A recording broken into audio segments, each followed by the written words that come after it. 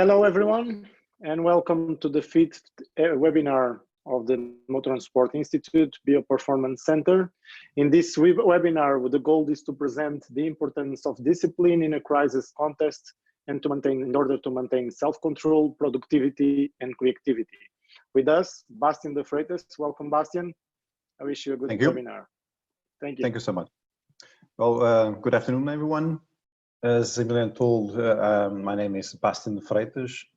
I'm a former Portuguese fuzileiro officer. I entered the Portuguese Naval Academy in '94. In my case, to the Marine Corps specialty.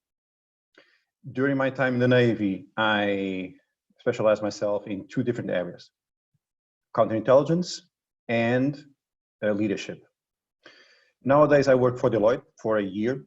I work for Deloitte, and I'm the general manager of a program called Fuel. Please let me introduce Fuel very quickly. Fuel is a performance program, basically, and its aim is to build sustainable and balanced high-performing teams and organizations. And we look at three interconnected elements during a program, which is well-being, cognitive performance, and leadership. We also developed these webcasts, a few webcasts that we started delivering inside Deloitte, and especially because of the situation we are living in. As everyone knows, basically everyone is working at home, sharing the same space with family, with family, basically doing everything we didn't used to do and for a very long period of time. So we felt that we could help by addressing very simple themes like discipline, the importance of planning, managing your body while at home, self-leadership, and so forth. About this webcast, the goal is to present the importance of the processes and the planning in the right amount. I always say this. The simplicity, especially when in chaos or in crisis context as the one we are living right now, it's extremely important. The trust, in this case, the trust we need to have in our team members. And finally, the extremely high importance of communicating, okay? Now, every time I talk about discipline and I tell people that I'm a former military, people tend to say, yeah, it makes sense, obviously. Discipline was for sure core in your previous life. But then my answer is also very simple. Isn't it discipline important when you're educating your kids, for instance? Or isn't it discipline also important in our working environment? It is, definitely. So, but the other thing actually, very important about discipline is this. Without discipline, we won't be able to be flexible or creative or highly performant. We won't be able to address complex situations using simple tools, and definitely we won't be resilient. So this is something I always told my men during all my years in the military. Yes, you need to be disciplined, but what I want from you guys is to be intelligent, creative, flexible, highly resilient, and highly performant. There is no dichotomy in this thing about being disciplined in one hand and flexible in the other hand. It does make sense, and I will try to explain later. And the reason why discipline is so important is actually pretty simple, because in the military, if we are not disciplined, the consequences can be very severe, as you can imagine. Being injured, being killed, or being imprisoned from someone we don't want to be. So yes, discipline was in the core, but for this not to happen, we also need to be flexible and simple in the approach to the problems. So once again, as a military, I always looked at discipline as being essential to keep cohesion, the rigor, and superiority in combat. Obviously flexible, because in any crisis situation, we always had to adjust rapidly, and this is only possible if we are flexible. Creative, because we definitely needed to beat our enemy in ways that they would not ever expect. Resilient, because, as you all understand, crisis scenarios usually extend over time. And highly performant. Highly performant because whatever we did needed to have immediate impact. So how does this relate to the things we are living right now? Because I personally believe they're not that different. The only thing that differs from my previous environment in the military and operations from the one I'm living right now, or the one you guys are living right now, is the environment that we are in. Nowadays, I'm here with my family at home for the past 4 weeks, 5 weeks. And that's the only difference. It is a crisis situation. It has challenges of its own. Yes, they're different from operation, but still, it's a crisis situation. Once again, where I need to be disciplined, I need to have self-efficacy, I need to be flexible, I need to be creative. So it's pretty much the same. Let me start to explain how this can be important and how this relates to the situation we are in by telling you a story, very short story. Back in 2010, I was sent to Afghanistan, okay, with a very small team. So because of that, we had very specific training here in Portugal. And during that training, we obviously look upon the situation in Afghanistan, where we were supposed to be sent. And we understood that we had to prepare several things, procedures, standing operational procedures, things that allow us to have a quick response to a complex situation, and getting us out of problems, basically. One of those SOPs, as we call them by then, was a very simple process in case of being involved in a car accident, something very normal at least in Kabul, okay? And that procedure was very simple, 4 steps basically. 1, don't exit the car. That was forbidden, it was extremely dangerous. 2, just throw through the window a piece of paper, a card actually, with NATO phone numbers in it, so the people involved could pick up that card and call that numbers. NATO would then solve it. Call the HQ, whoever was at our HQ, and then immediately drive to the nearest NATO unit. So 4 simple steps. And we practiced it and we tested it in Portugal. One day, 2 of my colleagues were exiting the NATO HQ in Kabul, and immediately after the entrance of the exit, an Afghan in a motorcycle hits our car. At the same time, the guards that were guarding the exit, they closed, despite seeing the accident, they closed the gate. So that meant that they could not do a reverse and go back into the NATO HQ, but they couldn't also just exit the place because a mob gathered around the injured person and our car. So suddenly, the procedure that we have trained and wrote wasn't working at all. So they did one very simple thing. They tried to follow the procedure. They didn't exit the car. They were prepared to throw through the window the card. They called me, okay, but they couldn't exit the place. So what did they do? When they called me, they told me, look, this is happening. We can't exit the place. Do you have any instruction? And I said, oh, no. What do you want to do? And their answer was immediate.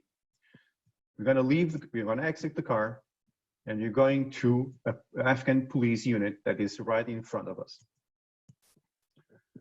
I did one simple thing. I trusted their judgment. And this is very important. First lesson, I trusted their judgment because they were the ones there. We have, you know, the four of us have trained several times different scenarios. They had the right equipment. So I couldn't do that much because it would take me more than 40 minutes to get to that place. So I trusted. And so they did. What they basically did was exit the car. They went to the Afghan police unit, asked for help. They put some money in the pocket of the Afghan injured person. They helped put the Afghan on a truck, police truck, and they gave him the card with the NATO numbers. And that's it. It took them more or less 10 to 15 minutes, problem solved. So when we look at this, they could have, when I look back, they could have, and I think about it, they could have, you know, two different approaches probably. They could simply try to stick to our SOP, to our procedure, you know, enforce their exit from that place. Probably would have injured some more Afghans. Or they could be even more creative than they were. So break with some discipline, which it didn't. Their approach was simply to adopt a flexible approach to the procedure we had, adjusted to that specific moment, that specific crisis they were on. They have become flexible. Why? Or what was the biggest outcome of it? In my perspective, very simple. It was somehow a chaotic situation, but by taking the initiative, what they did was being able to manage that chaos. They adjusted rapidly, took the initiative, and simplified an answer. They kept the discipline because they immediately called me. They once again analyzed the situation and adjusted the procedure, and they followed a procedure that they thought was the correct one. And it took them 15 minutes to solve the problem. They also were somehow creative, obviously, because they had quickly think about something new, using the available resources. In this case, the most important resource there was that Afghan unit. So they thought, well, I don't have an NATO unit I can go back in, but I have an Afghan police unit, pretty much similar, right? And for me, that was the key, at least from my side, because I was 40 minutes away. Communication, assertive communication. I was constantly on the loop with my team, okay? And from my side, the only thing I could do, despite to activate the rapid response team, was to trust their judgment and not even try to influence. No, I don't want you guys to do it this way. I want you guys to do it that way. They were the ones on the scene. So the only thing I could do was I have to trust their judgment and let them work. The only thing they were doing to me was to keep me on the loop. I was hearing what was happening, okay, while it was happening. So the first two biggest takeaways is the importance of assertive communication and trust in my team or in our team. Let me talk a little bit about communication. I usually use this sentence because I find it very, very real. Okay, and even basically in every situation that we can go through, because it's true. I have no doubt about this. It is true. Almost every problem, conflicts, mistakes, and misunderstandings have their origin at the very basic level in a communication problem. Okay, it's the way we say things. It's the gestures we use, the looks we have. Okay, the body posture that doesn't match the things we are saying. Now you have to think about this sentence in the context we are in, where we are not with our team, or the other way around, we are constantly with our family. And I want you just now to think about what I just said, okay? And how important it is to actually invest time and energy in communicating assertively and constantly. Now, about discipline, and looking back to the story I just told you guys, discipline is fundamental because it builds preparation, and this will be essential for what comes next, which will be planning. And it supports the simple fact of being prepared with something, with an idea, with a plan, with a procedure. It will allow me to be more creative if I need it. In this case, in this story, we had a plan, a procedure. It didn't work in that situation, particular situation, but we had a framework, simple tweaks, and it worked. A different one, very similar to the first one. So it allows us to rapidly adapt to whatever we are facing. And this process is called flexibility. So here we can see how discipline in one hand goes along definitely with flexibility. It doesn't go against it. It goes hand in hand. And this is fundamental in order for us to have resilience, because the immediate effect of having all these concerns or applying discipline and being flexible, being simple in the approach, is we spend less energy, which is also incredibly important to be resilient. So I've told you a story. I've talked about discipline, how important it is for preparation, creativity, simplicity. Okay, let me try to establish a bridge with our reality, the one we are facing right now. In my perspective, if we are, on one hand, disciplined, we have a daily routine, we plan about stuff, it will have an immediate consequence in a more difficult situation like the one we are living right now. Simple thing. Despite being at home for the past, as I told you before, 4 to 5 weeks, we still, both me and my wife, we still wake up basically at the same time as we did before. Yes, we make our bed every day. We keep our kitchen, clean after every meal. We tend to have a daily exercise routine. We like to eat as a family because my kids are here too. I have two, so my kids are here. Yes, we eat as a family. That doesn't mean, and this is our daily routine, our discipline, right? And my wife's work on my side, she also has calls, just like me. So when I'm on a call and she has a call coming in, she leaves the place so we don't bother each other. So this is discipline. This is a routine. It's planning. If we have a simple approach to this kind of routine discipline, every time we have, or in my case, I have my kids, coming next to me, look, I have a doubt about this homework, I'm bored, whatever. It's easier for me to adjust, okay? Simple example. Last week, I was doing some exercise. My younger daughter was bored with something. She literally, I was using her as a weight. It's a very simple example, okay? Same thing with cooking. If my wife can cook with me for lunch, for instance, because she's on a call, that's okay. Simple adjustment. I just start doing it myself, okay? At the end, the result is very simple. For us as a whole, this team here at home means less stress, less anxiety, okay? And more control of whatever is happening in here. It is the exact same thing with my team, okay? It took us more or less a week to adjust to this new reality. And then we found our new routine, okay? Our new planning guidelines. Now we have a daily scrum. It doesn't take more than 30 minutes. And that's the only moment in the day where we actually have a coordination meeting as a team. And it's very much about communication. We talk a lot, okay? We talk a lot through now this virtual tools we have right now. It's very much about me trusting them.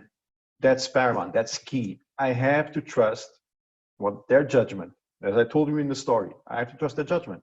I have to trust whatever they're doing it right. If they have any doubt, they know that they can call me. Okay? And so on and so on. So suddenly the story I told you before starts making sense in the context we are living in right now. And once again, the immediate result in me is less stress, more control, personal control, self-efficacy. Okay?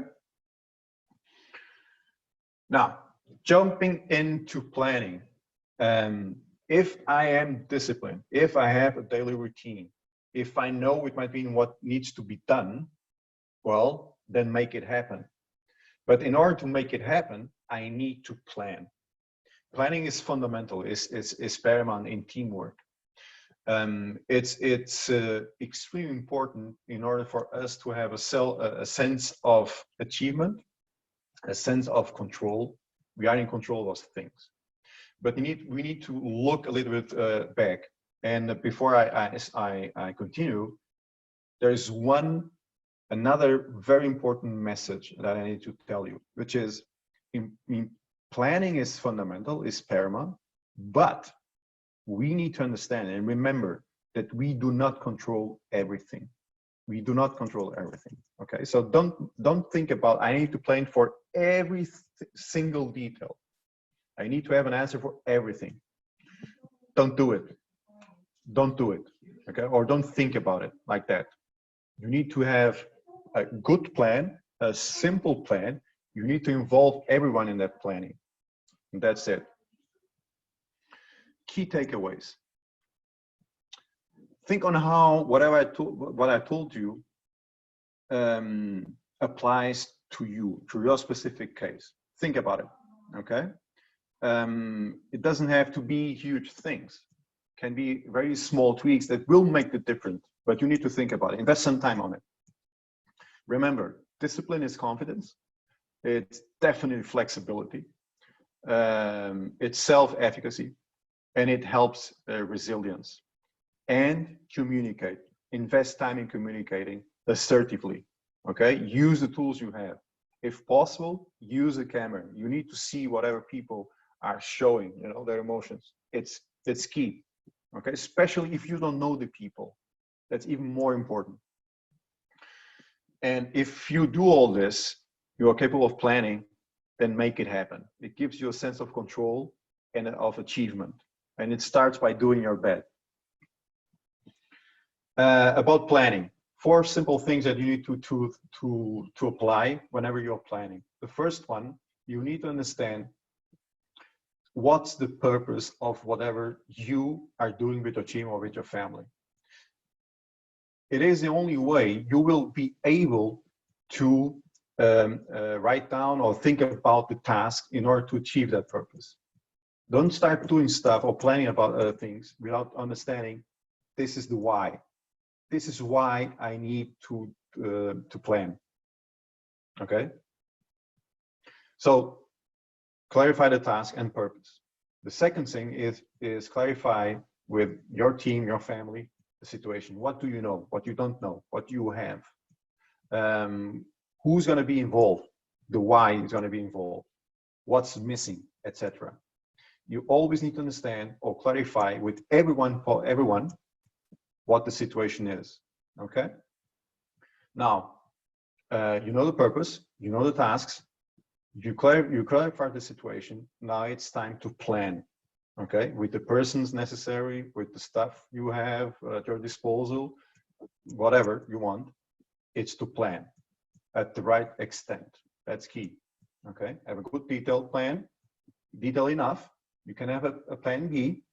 If you have assumptions, you should have a plan B for those assumptions, or a C. It does make sense and will help you. It gives you flexibility. That's very important. And then make it happen. Final note. Don't try to change. The word, I don't like to use the word change. You need to change. I don't use it. What I like to say people is, if I see something that they should changing them, is do small recalibrations. Never more than 2 or 3. Giving a small example, I usually don't drink water. Okay, it's not. It's my system. I don't drink. I like to drink water. I have to consciously think about it systematically.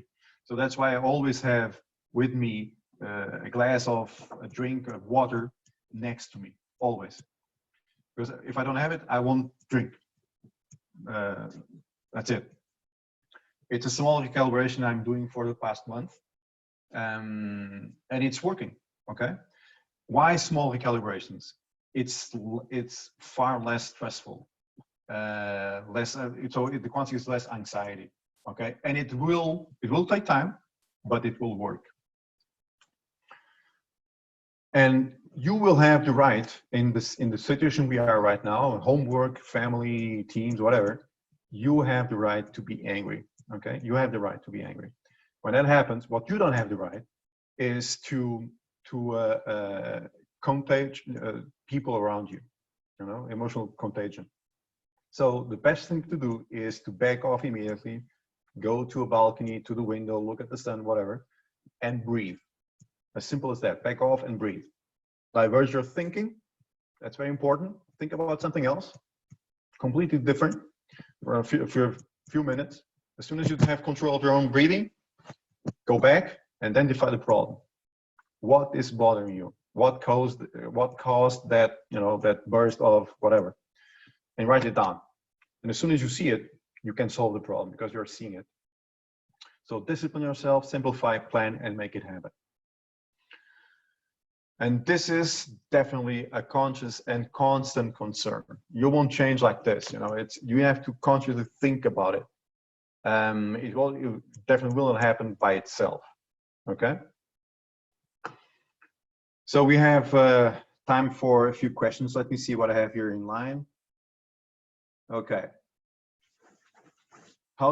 First question, how do you manage the off time with the kids? Okay, my kids, I have a 17-year-old one and a 13-year-old one.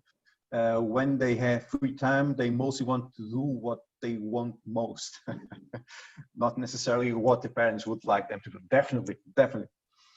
Whether it's all alone or all together. Okay. I heard, and in this situation, this question is very, it's a very interesting question.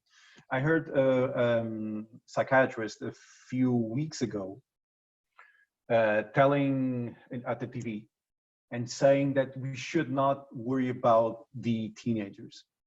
That's the first thing I want to say. I found that interesting. What my experience tells me is, and this is what I'm actually doing. First, Professor Zé Soares, I don't know, you probably don't know him, the majority of you told me once that, look, you need to do a break every 90 minutes, first of all, while you're working. That's something I do. Like every hour, I stand up off my chair and I go and talk to my kids in turn. It is important for them to understand that I'm here and that I am available. And the second thing is that I don't force them, because they're both teenagers, I don't force them to do anything, okay? Otherwise, whatever I had in mind to do with them will sound like I'm imposing something. And suddenly that cardboard game that I wanted to do, okay, my parents won't want to do it, so okay. What I try is to have a very simple, once again, approach, and try to convince them to participate, to break whatever they're doing on seeing on YouTube and have a moment with us. It definitely helps. Having those moments right after dinner. Usually have a dinner all together, okay? So we start conversation right after dinner and we all help, or the majority of us at least help, tidying up the kitchen, and we go right into a cardboard game, for instance. Or I usually do a break with my younger one and I go play volleyball outside because we have a place very, very pretty much safe. It's ours to play volleyball. So it's very important. And I always try to explain them the importance of breaks. And during those breaks to do something different. like in that case, like playing volleyball with my younger one. Keeping a good environment at home, not imposing, is key. For them, it's very difficult to understand. And it's process, conscious and constant. There's no other way. Second question. With the controlling anger. When anger comes in, will the heart rate rise? Oh, absolutely, and you will feel it. And the other important thing about it is when that comes, if you put your hands in your chest, you will feel that your breathing has changed dramatically, the rhythm and the depth and that kind of stuff. So the first thing to do is actually to become conscious of your breathing, to regain control. It's the easiest thing you can do. That's why I told you guys, back off, go to a balcony, go to the window, and what you can do is simply put your hands on your chest and take control over your breathing. Okay, it gives you a sense, starts to give you a sense of control, and it's something very simple, very basic, our breathing, and you will start to feel gaining control and your anger level or emotional level being more balanced. If you don't do that, you won't solve the problem. Okay, and then do the other stuff. So breathing, back off, breathe. Divert your thinking, fundamental, 5 minutes, 3 minutes, it works, okay? And then pick up a piece of paper, write what the problem, whatever the problem, write it down so you can see it, okay? If you have a problem with someone here at home, the best thing you can do is after some time, and don't need to be immediately, talk with the person, assertively, okay? We only do it if you're calm, otherwise you won't solve the problem. Third question. So when I get frustrated because I wasn't able to do all I need to do during the day or all I should needed to do, it's okay to be more frustrated than normal. And any tip on how to prioritize? Okay. First of all, yes, you have the right to be angry. That's very important. Okay. I'm not the kind of person that think about. You need to be in control all the time. Be calm all the time. I don't believe in that kind of. We are emotional people, so we will feel lots of good and bad emotions. It's about how I deal with them, but it will make a difference, and how I contage the ones around me that will make the difference. So first thing, yes, we have the right to be, for instance, angry or frustrated. Okay, absolutely.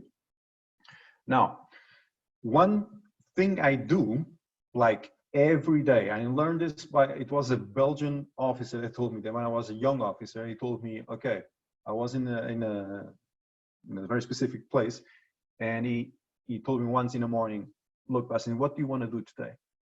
And I said, I want to do this, this, and this. He stopped, look, stop.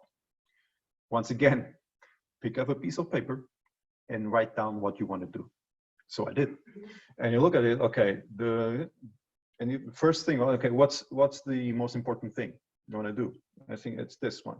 It will take too much time? Well, probably. Okay, let's start with this. Well, this is important. This is also important, but it won't take that much time. So you can solve this first, okay? But in the morning, you have to do this important thing. All the rest, you don't need it. So prioritization is fundamental, and you need to understand what will take more time, what will be more difficult. And my advice would be, that difficult thing that you don't like, do it the first thing in the morning, as soon as you wake up. It's one thing that you will forget it. It's done. That's very important. Don't try to do a lot of stuff. The consequence will always be frustration. Always.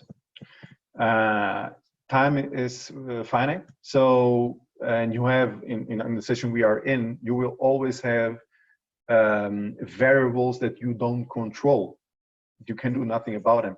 If you don't control them, that's it, right? So that's the other thing you must understand.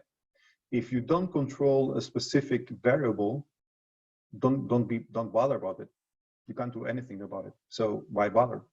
What you can do are things that variable will affect. So difficult stuff, do it right after in the morning, okay? But write down in paper. You need to see it. This is all the stuff I want to do. It will allow you to tell yes, possible, no, not possible, okay? And usually all the stuff we need to do in a day involve other people.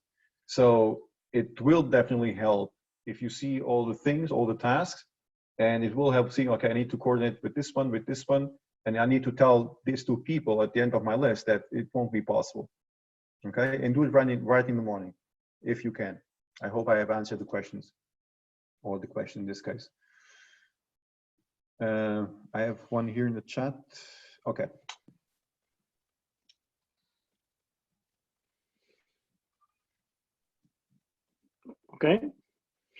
Okay. Thank you, Bastian.